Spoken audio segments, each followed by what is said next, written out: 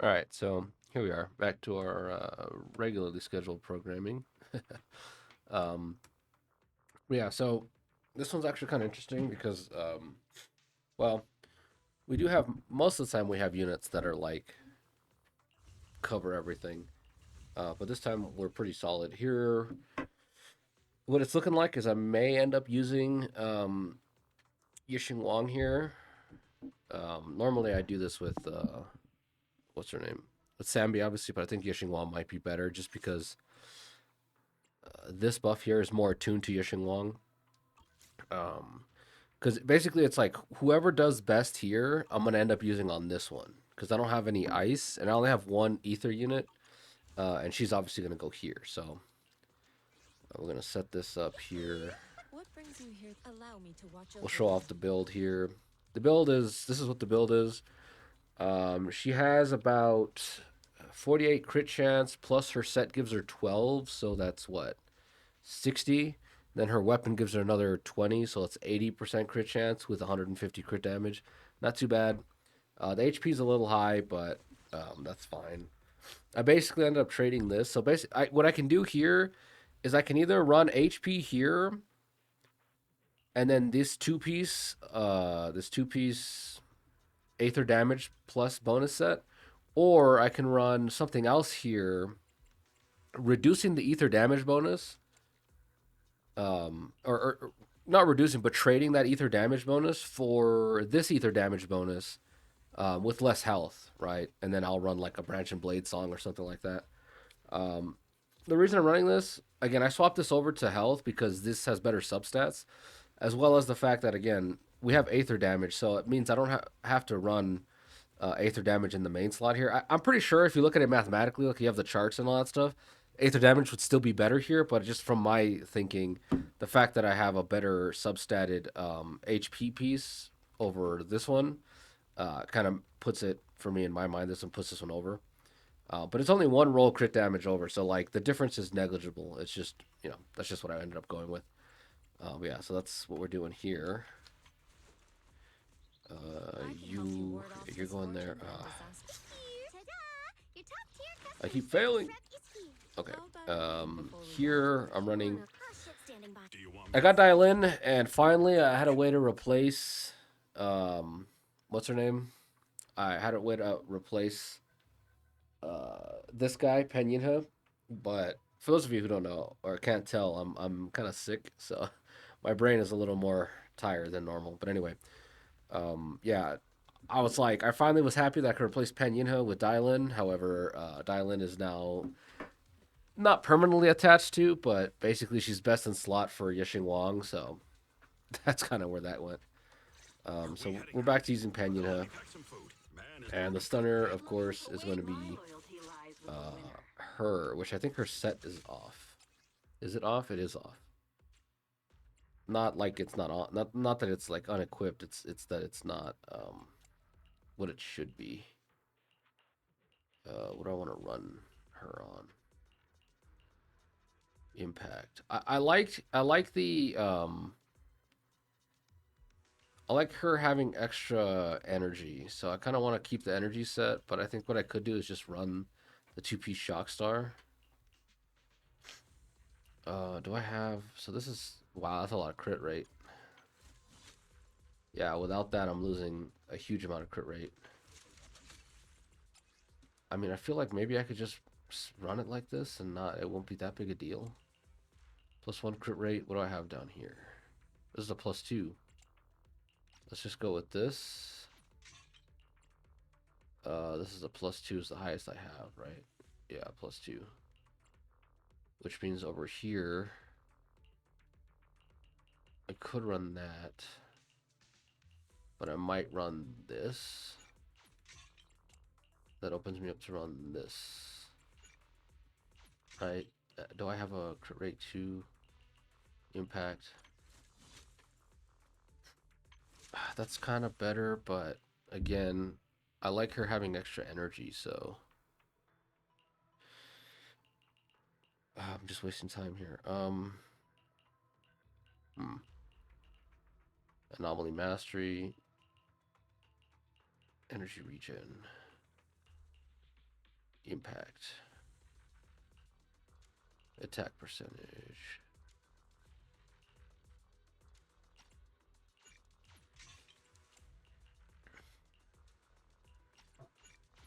What if I do this? How does this look?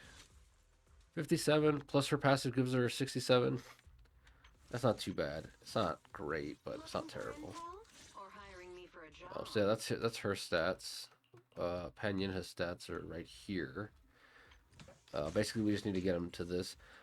Pan Yinhu has a quick assist, and Pulchra has a quick assist, so it might be good enough to keep this maintained for most of the fight. I'm not entirely sure. It's a good idea, but you know, whatever. Or cook. I can Where are you? Okay. What are we running here? Are we running this? I'm pretty sure we're running this, right? 6,500 attack versus 8,800 attack. We'll go with this guy because I don't get a lot of chance to use him. I haven't fought this priest guy in forever because he's not in the. I play a lot of Hollow Zero, and he's not in the Hollow Zero rotation anymore, or he or she. Again, it says priest. That usually means dude, because if it was a girl, it'd say priestess.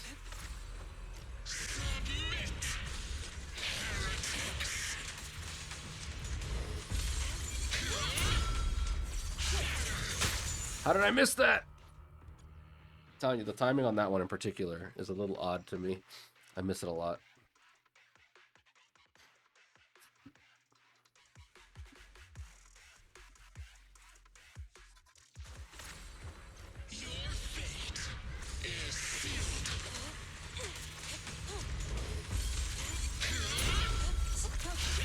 There we go. There we activate this. Perfect. Of course.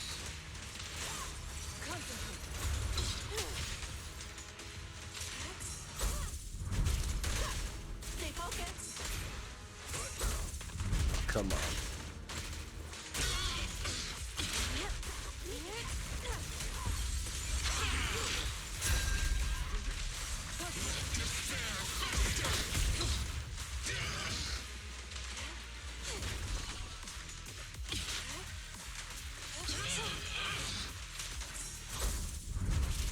There we go. strength and finesse.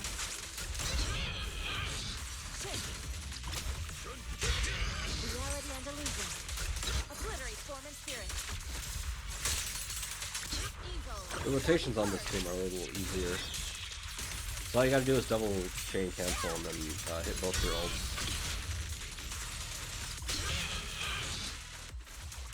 Clarity and security cycle. Why did you swap into it's because Yixuan was busy. This is the one thing that's like the most irritating in the world. This is the other thing that's irritating. Fighting this boss with Yixuan without having two defense assists.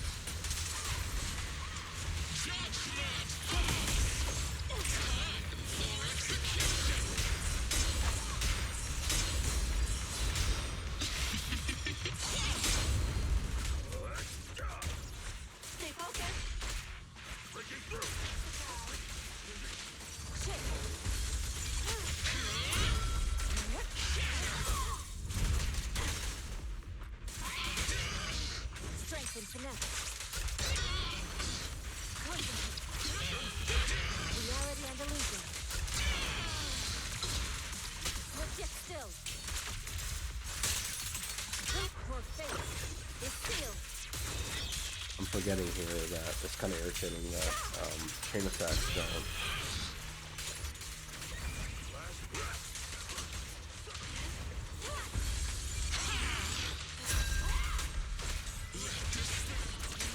That was weird.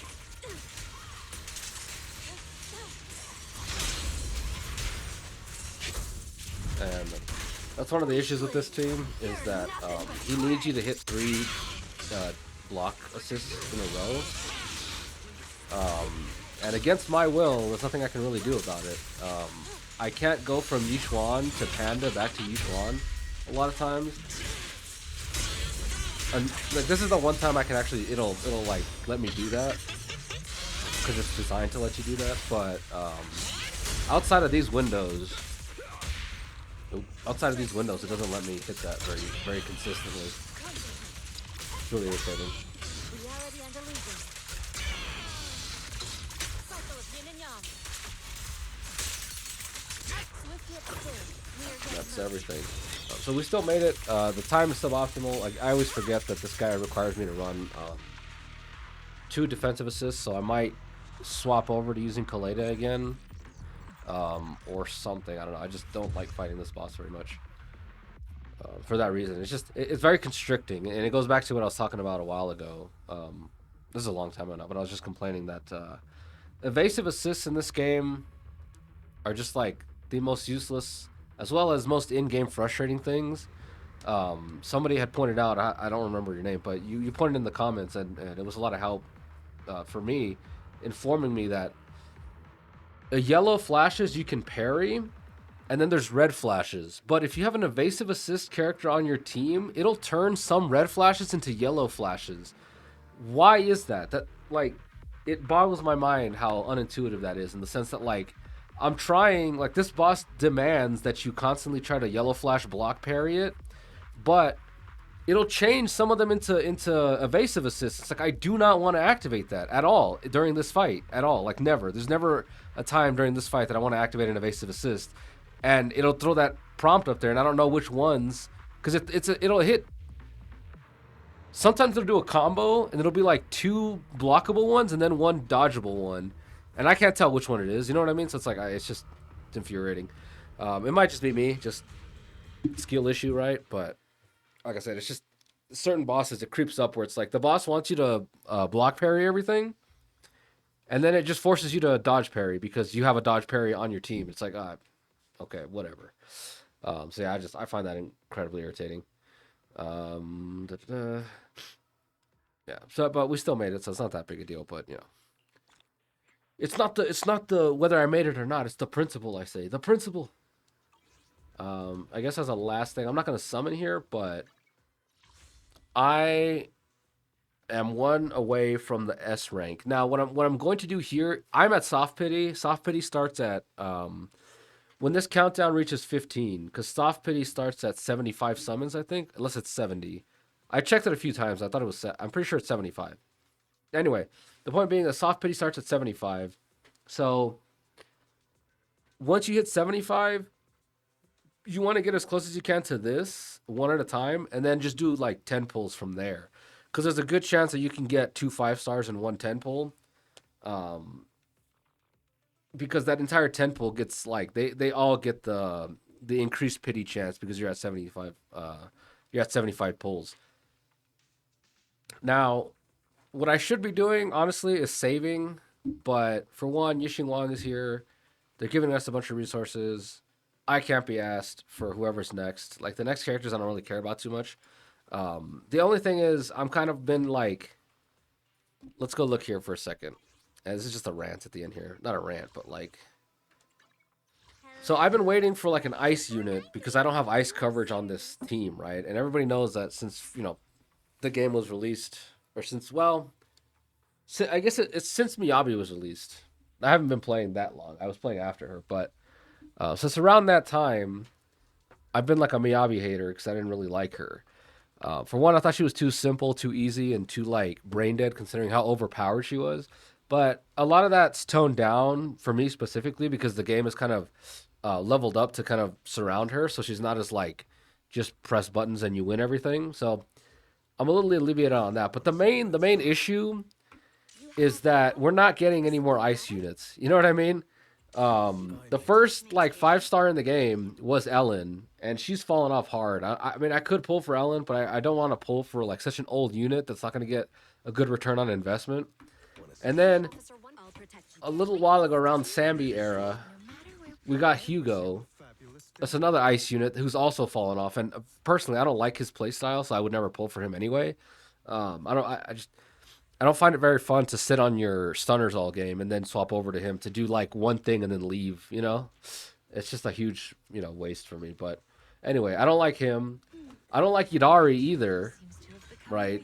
I just don't like the rupture units in general. But like Yidari specifically, I don't like her.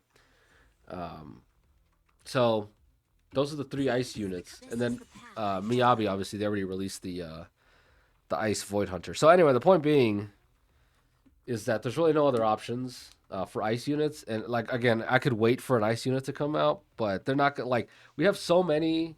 I think the ice unit main DPS or whatever has been saturated so much that like we're not gonna get one for a while.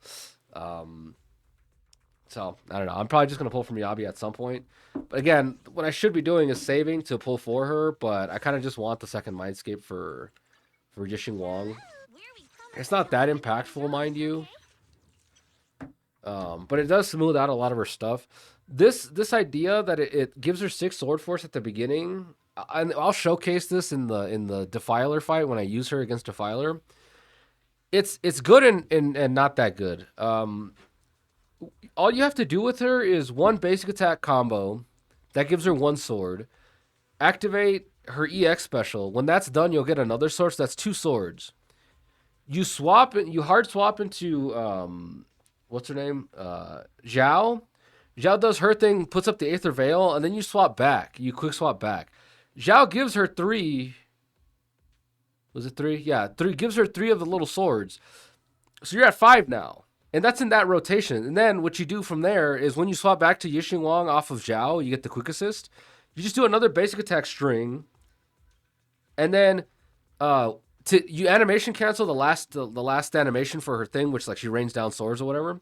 Animation cancel that into Dailin. Dailin does her thing, her whole combo.